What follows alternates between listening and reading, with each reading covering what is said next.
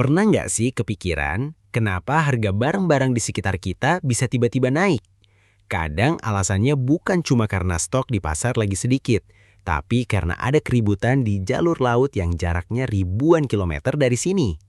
Saat ini, dunia lagi tegang banget melihat situasi di Timur Tengah, terutama di wilayah seperti Selat Hormuz dan Laut Merah. Tapi tahu nggak, efek domino dari ketegangan di sana ternyata merambat sampai ke halaman rumah kita, yaitu Selat Malaka. Selat Malaka itu bukan sekedar perairan biasa yang isinya cuma air dan ikan. Jalur ini adalah salah satu urat nadi paling vital bagi perdagangan dunia. Setiap harinya, ada ribuan kapal raksasa yang melintas di sana, membawa segala macam barang, mulai dari minyak, bahan pangan, sampai gadget yang kita pakai sekarang. Menurut laporan dari Reuters dalam artikelnya Global Shipping Risks Increase in Strategic Choke Points, resiko pengiriman barang lewat laut memang lagi meningkat tajam di titik-titik sempit atau leher botol strategis dunia. Kenapa disebut leher botol? Bayangkan saja botol yang badannya besar tapi lehernya sempit. Kalau ada yang tersumbat di leher itu, seluruh isi botol nggak bisa keluar. Nah, Selat Malaka ini menampung sekitar 25% perdagangan global. Jadi kalau jalur ini sampai terganggu, seperempat urusan belanja dunia bakal macet total. Masalah utamanya, dunia kita sekarang ini terlalu tergantung pada satu jalur tunggal yang sangat gampang terkena dampak kalau ada konflik regional. Laporan dari Al Jazeera yang berjudul The Fragility of Maritime Trade Routes juga menyoroti hal yang sama. Mereka menjelaskan betapa rapuhnya jalur perdagangan laut kita saat ini. Begitu ada ketidakpastian politik di satu tempat, biaya kirim barang alias biaya logistik langsung melonjak tinggi. Inilah yang memicu inflasi logistik global, di mana harga barang jadi makin mahal karena ongkos kirim apalnya juga makin pedas. Karena Selat Malaka punya posisi yang begitu penting dan strategis, nggak heran kalau sekarang banyak negara mulai melirik selat ini dengan kacamata yang berbeda. Bukan cuma soal bisnis, tapi sudah masuk ke urusan pengaruh kekuasaan atau geopolitik yang rumit. Indonesia sebagai salah satu negara yang menjaga selat ini pun mulai melihat adanya peluang besar sekaligus tantangan yang berat di tengah panasnya situasi dunia. Intinya, apa yang terjadi di Selat Malaka saat ini bukan cuma soal kapal yang lewat, tapi soal bagaimana dunia berjuang agar napas ekonomi mereka nggak tersumbat di jalur sempit ini. Keputusan besar yang diambil oleh negara-negara di sekitar selat ini bakal menentukan siapa yang untung besar di masa depan. Setelah kita paham betapa vitalnya posisi Selat Malaka bagi ekonomi dunia, sekarang mari kita bahas satu isu yang lagi panas-panasnya dibicarakan di Jakarta. Ibarat punya jalan tol di depan rumah, tapi semua orang lewat dengan gratis, sementara kita yang harus menyapu debu dan memperbaiki aspal yang rusak. Begitulah kira-kira perasaan pemerintah Indonesia saat ini terhadap Selat Malaka. Inilah yang menjadi percikan awal atau the spark dari diskusi besar mengenai masa depan jalur perdagangan ini. Muncul sebuah diskursus atau obrolan serius di Jakarta mengenai urgensi agar Indonesia bisa mendapatkan kompensasi ekonomi dari pemeliharaan Selat Malaka. Alasannya sangat masuk akal. Biaya yang harus ditanggung Indonesia untuk menjaga keamanan selat ini sama sekali tidak murah. Bayangkan saja, pemerintah harus mengeluarkan uang kas negara yang besar untuk menjamin keamanan dari ancaman perompak, menyediakan layanan navigasi, hingga menangani masalah lingkungan seperti polusi yang dihasilkan oleh ribuan kapal raksasa yang melintas setiap harinya. Masalah ini disoroti secara tajam oleh media The Jakarta Post dalam artikelnya yang berjudul Indonesia's Quest for Malaka Compensation.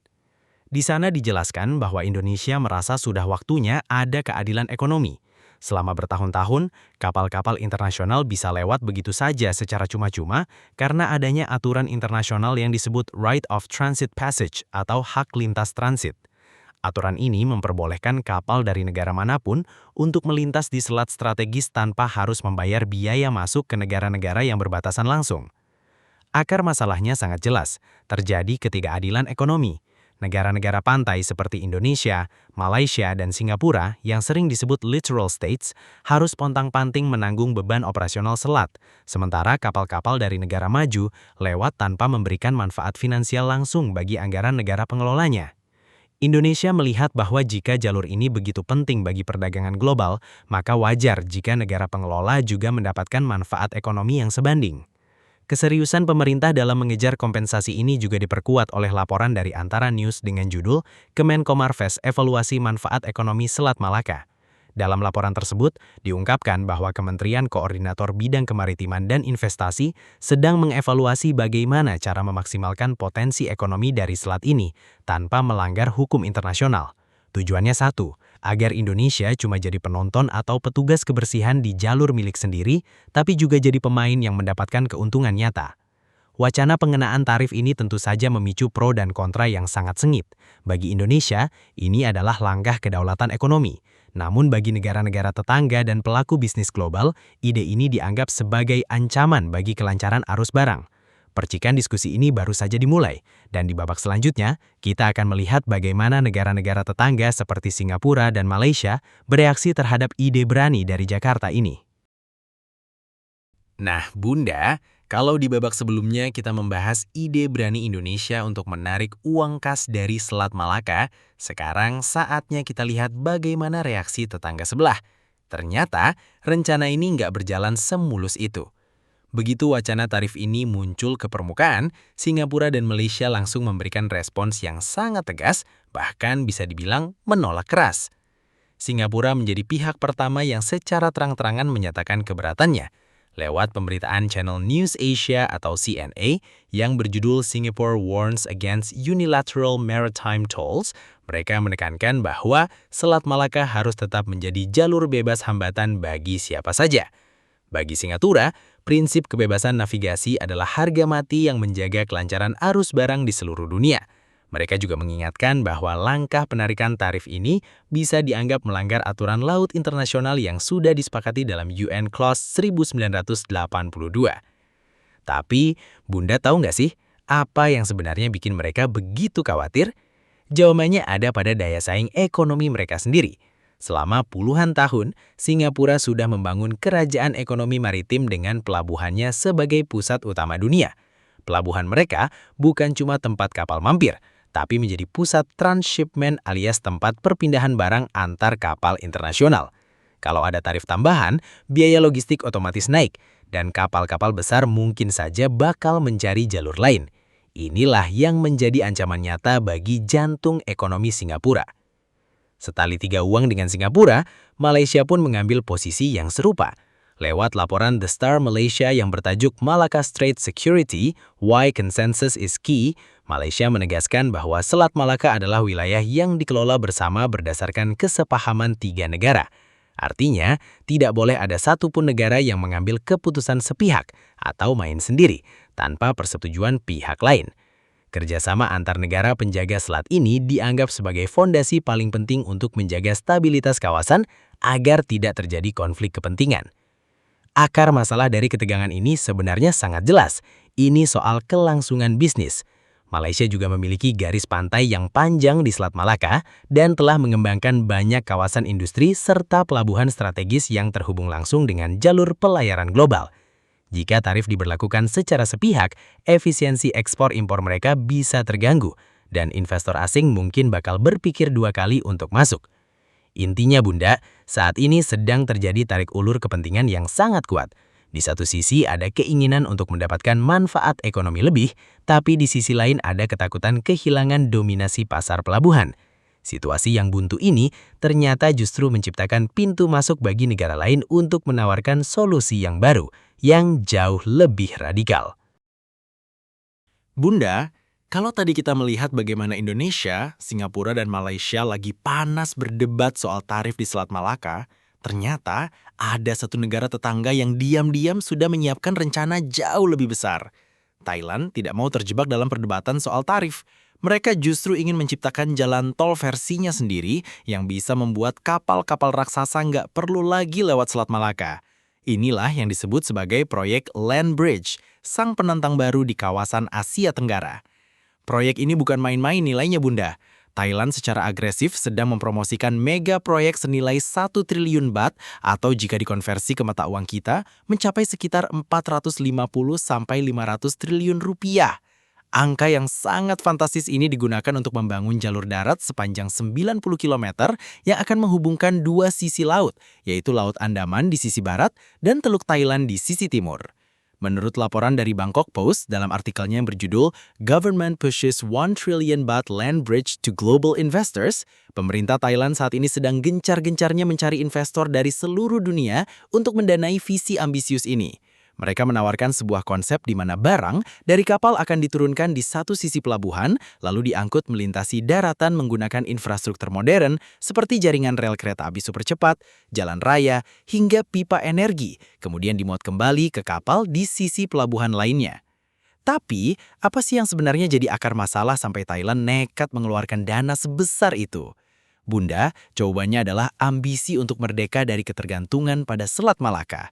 Thailand melihat bahwa rute Selat Malaka saat ini sudah semakin padat, macet, dan penuh resiko. Mereka ingin menawarkan solusi yang jauh lebih efisien dan cepat bagi para pemilik barang di seluruh dunia. Media Bloomberg pun ikut menyoroti hal ini dalam laporannya yang bertajuk Thailand's $30 billion Shortcut to Rival Malacca Strait. Di sana dijelaskan bahwa proyek senilai 30 miliar dolar Amerika ini memang dirancang sebagai jalan pintas yang bertujuan langsung untuk menyaingi dominasi Selat Malaka.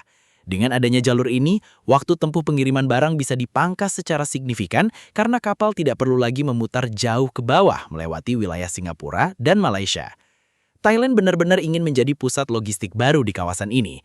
Dengan infrastruktur yang menghubungkan dua samudera secara langsung, mereka berharap bisa menarik arus perdagangan dunia ke wilayah mereka dan tentu saja mendapatkan keuntungan ekonomi yang sangat besar. Namun, yang lebih menarik lagi, Thailand ternyata tidak ingin menjalankan proyek ini sendirian. Mereka justru memberikan tawaran maut kepada Indonesia untuk ikut bergabung dalam mega proyek ini. Kira-kira, apa ya tujuan Thailand mengajak Indonesia dan bagaimana posisi strategis kita di sana? Setelah kita melihat betapa ambisiusnya proyek Land Bridge Thailand yang siap mengacak-acak dominasi jalur laut lama, mungkin Bunda berpikir, wah, Thailand mau jalan sendirian nih. Ternyata nggak begitu, Bun. Thailand sadar betul kalau proyek raksasa senilai ratusan triliun ini nggak akan bisa sukses maksimal tanpa dukungan dari tetangga terdekatnya, terutama Indonesia. Inilah yang memicu terjadinya sebuah langkah diplomasi besar yang kita sebut sebagai The Alliance atau Aliansi Strategis. Kabar terbaru menyebutkan bahwa Perdana Menteri atau PM Thailand secara khusus melakukan kunjungan diplomatik ke Jakarta.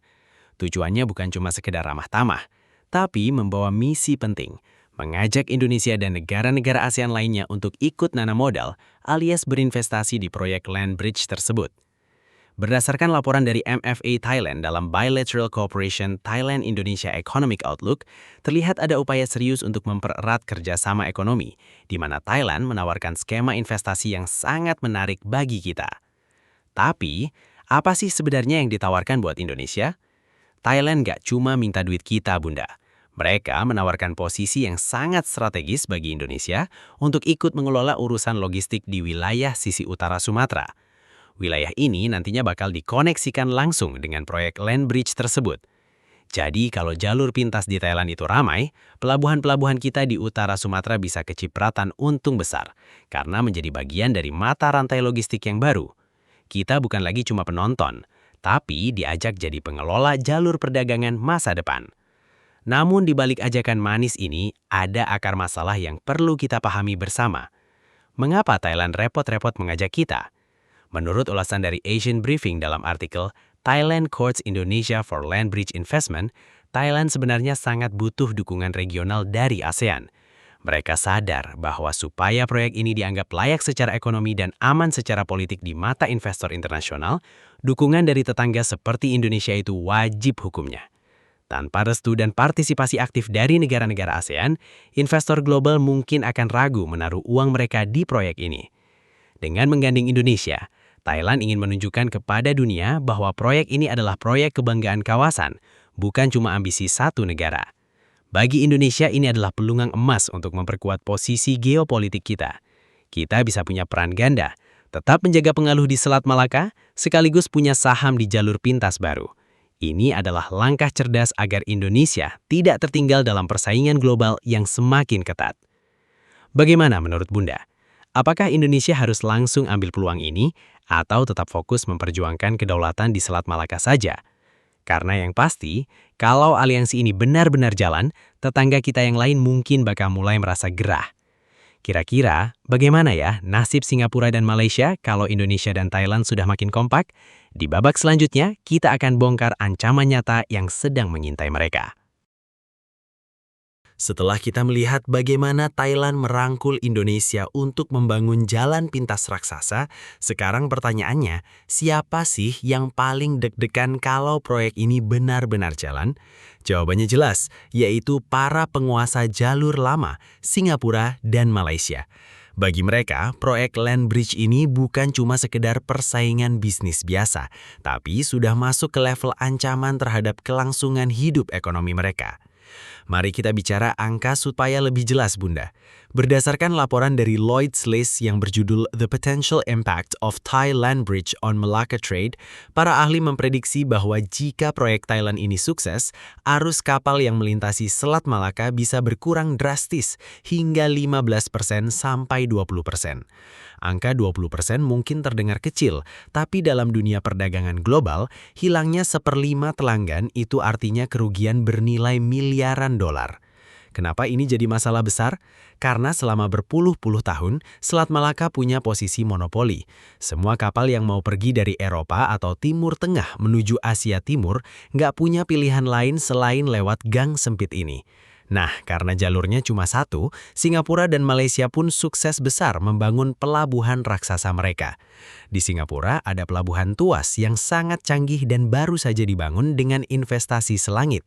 Begitu juga di Malaysia ada Port Klang yang menjadi pusat kebanggaan mereka. Pelabuhan-pelabuhan ini hidup dari melayani kapal-kapal yang lewat di Selat Malaka.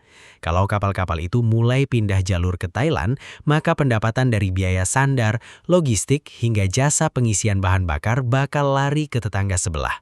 Inilah yang menjadi akar masalahnya, pergeseran rute logistik. Selama ini dunia terpaksa mengikuti rute Selat Malaka yang semakin hari semakin padat dan penuh resiko macet. Begitu ada rute alternatif yang menjanjikan waktu tempuh lebih cepat dan biaya lebih efisien, hukum pasar akan bekerja. Orang akan memilih yang paling untung. Namun, apakah membangun jalan pintas ini semudah membalikan telapak tangan? Maritime Executive dalam artikelnya yang bertajuk Will Thailand's Land Bridge Actually Work memberikan catatan kritis. Mereka mempertanyakan apakah proses bongkar muat barang dari kapal ke kereta lalu naik ke kapal lagi di sisi daratan Thailand benar-benar bisa lebih cepat daripada kapal berlayar santai lewat Selat Malaka? Inilah yang masih menjadi perdebatan besar di kalangan ahli logistik dunia.